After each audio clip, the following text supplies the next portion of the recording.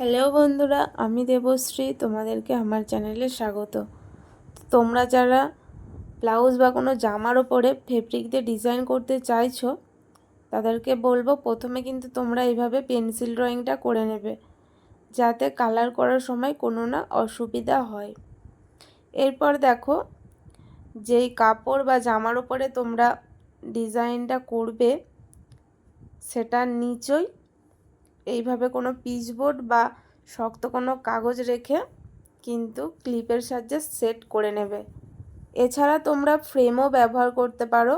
ছোট বড় বিভিন্ন প্রকারের ফ্রেম দোকানে পাওয়া যায়, তো তোমরা ওই ফ্রেমও কিন্তু সেট করে ডিজাইনটা করতে পারো।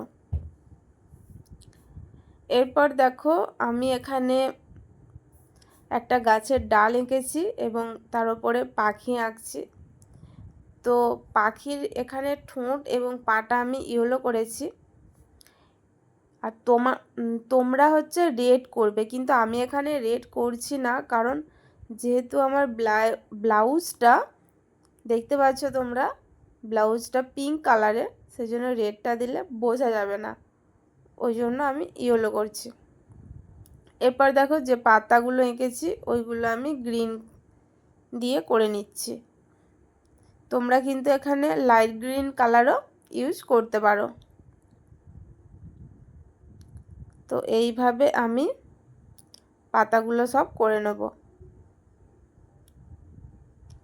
আমি এখানে 0 সাইজের তুলি ব্যবহার করছি, তোমরা কিন্তু 000 সাইজ তুলি দিয়েও এটা করতে পারো। এরপর দেখো, ডালগুলো ভালো করে এঁকে নিচ্ছি।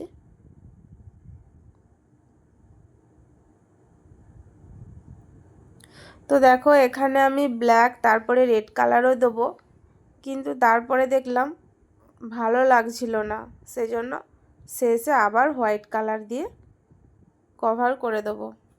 তো ভিডিওটা ভালো লাগলে চ্যানেলটা সাবস্ক্রাইব করো, লাইক শেয়ার করো, চ্যানেলের পাশে থেকো। Thank you.